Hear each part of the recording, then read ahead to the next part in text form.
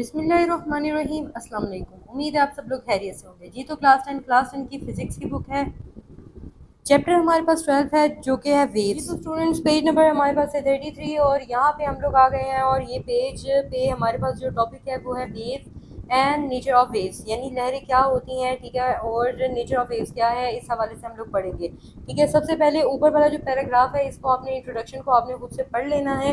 ठीक है, नीचे हम लोग आते हैं तो यहाँ पे टॉपिक हमें मिलता है देखने को waves and nature of waves का, और यहाँ पे आपके पास सबसे पहले आपने डेफिनेशन करनी है। यहाँ पे आप लिख सकते हैं, ये शॉर्ट क्वेश्चन में आपको डेफिनेशन पूछी जा सकती है। यहाँ पे आप क्वेश्चन लिख लें, डिफाइन वेव, यानी वेव क्या होती है इन शॉर्ट। यहाँ पे पहले बुक वाली समझाती हूँ, फिर आपको जो है वो मैं एक और डेफिनेशन आपको स्क्रीन पे जो है ना वो मैं शो कर दूँगी, आप वो भी देखें। ठीक है, इंशाल्लाह आपको जो भी आसान लगेगी आप वेव की डेफिनेशन कर सकते हैं। ठीक है, तो यहाँ पे लिखा हुआ है वेव क्या है। वेव्स कैन ट्रांसफर एनर्जी, लहरें क्या करती हैं, ये एनर्जी ट्रांसफर करती हैं from one place to another, यानी एक जगह से दूसरी जगह, विदाउट ट्रांसफरिंग मैटर, यानी मैटर को ट्रांसफ़र किए बगैर। यानी इन शॉर्ट ये भी आपको स्क्रीन पे शो हो रही होगी कि आसान अल्फाज में अगर हम समझें तो वेव क्या है। Wave is a disturbance that transfer energy from one place to another without transferring matter, यानी वेव क्या है, एक डिस्टर्बेंस है। ठीक है, जो कि ट्रांसफ़र क्या करती है, एनर्जी को from one place to another, यानी एक जगह से दूसरी जगह, विदाउट ट्रांसफरिंग मैटर, यानी मैटर यानी मादे को ट्रांसफ़र किए बगैर। ठीक है, तो ये आपके पास मैंने वेव की डेफिनेशन स्क्रीन पे भी शो कर दी है और आपके पास ये बुक वाली भी है, जो भी आप याद करना चाहें आप कर सकते हैं। ठीक है, इसके बाद यहाँ पे डेफिनेशन करने के बाद हमारे पास यहाँ पे कुछ एग्जांपल दी गई हैं, जिसमें आपके पास लिखा हुआ है for example when a twig is drop into the still water ripple spread across the surface. यहाँ तक करने के बाद यहाँ से करना है these ripple carry energy outward yet the water and the twig remain mostly in place. सबसे पहले तो आप यहाँ तक निशान लगाएं, ये एक एग्जांपल है। उसके बाद नीचे हमारे पास दूसरी एग्जांपल है, वो भी हम साथ साथ डिस्कस करते जाते हैं। यहाँ पे आपको ये पानी के जो है ना, पानी के आपको जो है ना डायग्राम शो कर रहा है कि आप देख रहे हैं ये लहरें बनी हुई हैं। कहते हैं कि अगर यहाँ पे अगर आपने ट्विक यानी एक टहनी जो है वो आपने स्टिल वाटर यानी रुके हुए पानी में आपने क्या किया है, फेंकी है। ठीक है, ripple spread across the surface, तो यहाँ से जो है ना ये आप देखें लहरें जो है ना वो बाहर की तरफ बनेंगी। ठीक है, these ripple carry energy outward, ये क्या करेंगी, ये लहरें एनर्जी को बाहर की तरफ आउटवर्ड लेके जाएंगी। लेकिन yet the water and the twig remain mostly in place, लेकिन जो पानी है और जो टहनी है, ठीक है, वो मोस्टली अपनी जगह पर ही रहेगी। तो इन शॉर्ट हम कह सकते हैं कि हमारे पास जो वेव्स हैं वो एनर्जी को ट्रांसफ़र करती हैं, लेकिन मैटर वहीं पर रहता है। ठीक है, इसमें हमें ये बताया गया है। ठीक है, इसके बाद हमारे पास एक और यहाँ पे एग्जांपल है, ये आपके पास वाटर वेव्स की एग्जांपल बन सकती है। ठीक है, इसके बाद साउंड वेव की आप एग्जांपल कैसे बता सकते हैं, यहाँ से लेकर पहले आपने यहाँ तक याद करना है, फिर यहाँ से लेकर यहाँ तक याद करना है। तो इसमें लिखा हुआ है, कहते हैं कि जैसे when a guitar string is plug, यानी अब इसकी हमारे पास जो है ना ये डायग्राम बनी हुई है कि एक गिटार है, ये इसके ऊपर स्ट्रिंग्स लगी होती हैं। ठीक है, इसके बाद जो है ना आवाज़ जो है ना वो हमारे कानों तक पहुँचती है, किस तरीके से पहुँचती है इसको हम लोग देखते हैं। कहता है कि when a guitar string is plug, यानी जब गिटार की जो तारें हैं वो प्लग की जाती हैं यानी छेड़ी जाती हैं, इट क्रिएट्स वाइब्रेशन, तो ये क्या प्रोड्यूस करती हैं, ये क्या बनाती हैं, vibration that travel through the air, जो कि हवा के साथ जो है ना आगे ट्रैवल करती हैं एज अ साउंड वेव की शक्ल में। The air particles do not move, यानी जो हवा के पार्टिकल हैं वो मूव नहीं करते टूवर्ड आवर एयर, हमारे कानों तक। ठीक है, instead they vibrate in place, लेकिन वो क्या करते हैं, अपनी जगह पर रहकर ही वाइब्रेट करते हैं to pass the energy forward, और एनर्जी को आगे की तरफ पास करते हैं। तो ये भी हमारे पास क्या है, वेव की एग्जांपल है, जो कि है साउंड वेव। ठीक है, तो ये हमने यहाँ से लेकर यहाँ तक याद करना है और यहाँ से लेकर यहाँ तक। अब ये हमारे पास दो एग्जाम्पल हो गए। इसके बाद हमारे पास एक और एग्जाम्पल है जो कि आपने याद करनी है, यहाँ से लेकर पहले यहाँ तक, और ये स्प्रिंग के हवाले से है। ठीक है, स्प्रिंग में किस तरह से वेव्स जो है वो प्रोड्यूस होती हैं। इसके बाद आपने आ जाना है नेक्स्ट पेज पे, और यहाँ से लेकर तो यहाँ तक है। अब ये आपको स्प्रिंग नज़र आ रहा है। ठीक है, एक स्प्रिंग है, यहाँ पे कुछ कंप्रेशन है, फिर यहाँ पे रेरफेक्शन है। ये क्या है इस हवाले से देखेंगे। पहले कंप्रेशन के बारे में समझ लें, जहाँ पे स्प्रिंग जो है ना वो क्लोज होता है वो जगह जो है ना वो कंप्रेशन कहलाती है। और रेरफेक्शन क्या है, जहाँ पे स्प्रिंग ज़रा खुला खुला होता है, यहाँ पे स्पेसिस होती हैं, वो जगह क्या कहलाती है, रेरफेक्शन कहलाती है। ठीक है, इस हवाले से ये मैंने आपको बता दी, क्योंकि बार बार कंप्रेशन और रिफ्लेक्शन का जिक्र आना है तो मुझे बार बार एक्सप्लेन नहीं करना पड़ेगा।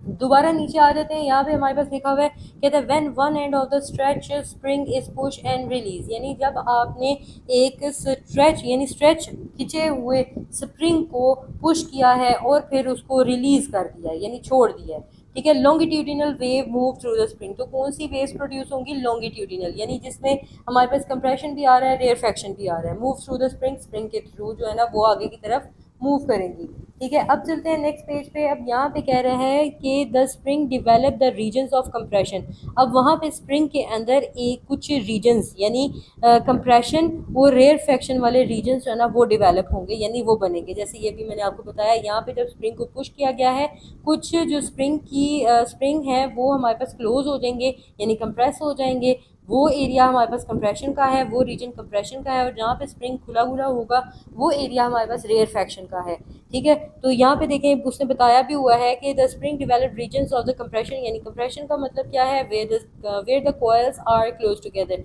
जहाँ पे ये जो कॉइल्स हैं ये क्लोज होंगी यानी एक दूसरे के बहुत ज़्यादा करीब होंगी, ठीक है, वो एरिया कंप्रेशन का होगा। रेयरफेक्शन जहाँ पे where the coils are spread out, यानी जहाँ पे ये जो कॉइल्स हैं ये थोड़ी दूर दूर होंगी यानी फैली हुई होंगी, वो एरिया रिफ्रैक्शन का है।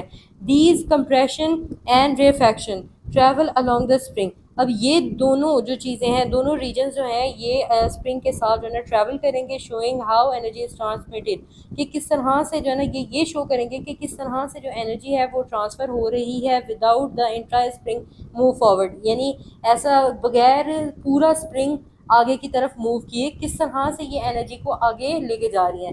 This experiment visually demonstrate wave motion, यानी ये क्या चीज़ शो कर रहा है, वेव के हरकत को बता रहा है यानी लहर की हरकत को शो कर रहा है। And how longitudinal wave such as sound travel through matter, यानी किस तरह से ये जो लॉन्गिट्यूडिनल वेव है ये ट्रैवल करती हैं मैटर के थ्रू, तो ये जो चीज़ है ये शो कर रहे हैं। तो इसको आपने ये तीन आपके पास मैंने एग्जाम्पल्स आप दे दी हैं, ठीक है। तो ये शॉर्ट डेफिनेशन आ जाए तो आप एक एग्जांपल दे दें, और अगर लॉन्ग में आ जाए तो तीनों इकट्ठी करके भी आप दे सकते हैं। उसके बाद अगर आपकी टीचर ने आपको ऊपर से भी करवाया है तो उसकी आपको हेडिंग बता देती हूँ, यहाँ से लेकर यहाँ तक और यहाँ से लेकर यहाँ तक मेन जो है इसमें याद करने वाला है। तो जो मेन चीज़ थी वो मैंने आपको समझा दी, अगर आपको ऊपर वाला पार्ट भी टीचर ने करवाया तो आप लाजमी करें, ठीक है। इसके बाद हमारे पास जो इस ही टॉपिक के अंदर एक और हमारे पास आ रहा है, सब हेडिंग आ रही है, वो है वाटर वेव एक्सपेरिमेंट होगा टू डिमोन्स्ट्रेट वेव मोशन, यानी अब इसमें वाटर वेव एक्सपेरिमेंट जो है ना वो शो किया जाएगा, जैसे कि आपको ये डायग्राम में शो हो रहा है। इसको आपको मैं समझाती हूँ, इंशाल्लाह आपको बहुत ही अच्छे से समझ आएगी, और इसको याद करना है किस तरीके से वो भी आपको बताती हूँ।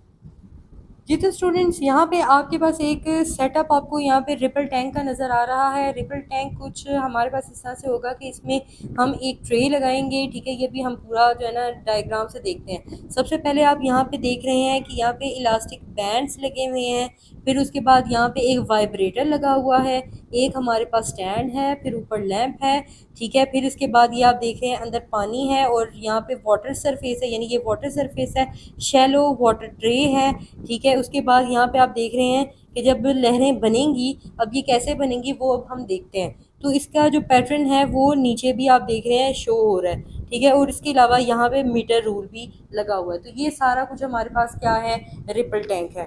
अब यहाँ पे लिखा हुआ है एक a simple and effective way to understand wave motion, यानी अगर हमने इफ़ेक्टिव यानी बहुत अच्छे तरीके से समझना है कि वेव मोशन असल में है क्या, तो हम ये किस तरीके से समझेंगे, is through a experiment using a ripple tank, तो हम रिपल टैंक के ज़रिए इसको समझेंगे।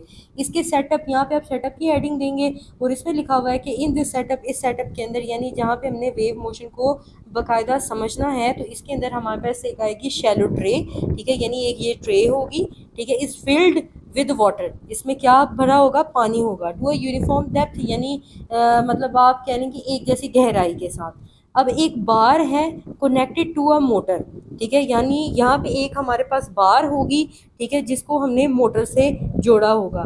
वो क्या करेगी, वाइब्रेट करेगी up and down gently on the water surface, यानी वो पानी की सतह पर ऊपर नीचे जब वो हरकत करेगी, इसकी वजह से, इस डिस्टर्बेंस की वजह से क्या जनरेट होंगी, रिपल्स यानी लहरें प्रोड्यूस होंगी, और wave crest that spread outward across the water surface, जो कि पानी की सतह से आप कह लें यानी जहाँ से लहरें प्रोड्यूस हो रही हैं वो उसके आउटवर्ड फैलना शुरू हो जाएंगी। बिल्कुल ऐसे ही जब हम पानी में पत्थर फेंकते हैं तो आप देखेंगे कि जो लहरें होती हैं वो उस सोर्स से बाहर की तरफ जो है ना वो फैलती हैं। इसी तरीके से जहाँ से हमारे पास वेव्स प्रोड्यूस हो रही हैं, अब वो वेव्स जो है ना वो आगे की तरफ मूव करेंगी। बिल्कुल ऐसे ही जैसे यहाँ पे अब वाइब्रेटर जो है वो क्या करेगा, लहरें बनाएगा और ये लहरें बाहर की तरफ मूव करेंगी, और ये बाहर की तरफ जब मूव करेंगी तो ये क्या करेंगी कि ये एनर्जी को आगे की तरफ लेकर जाएंगी।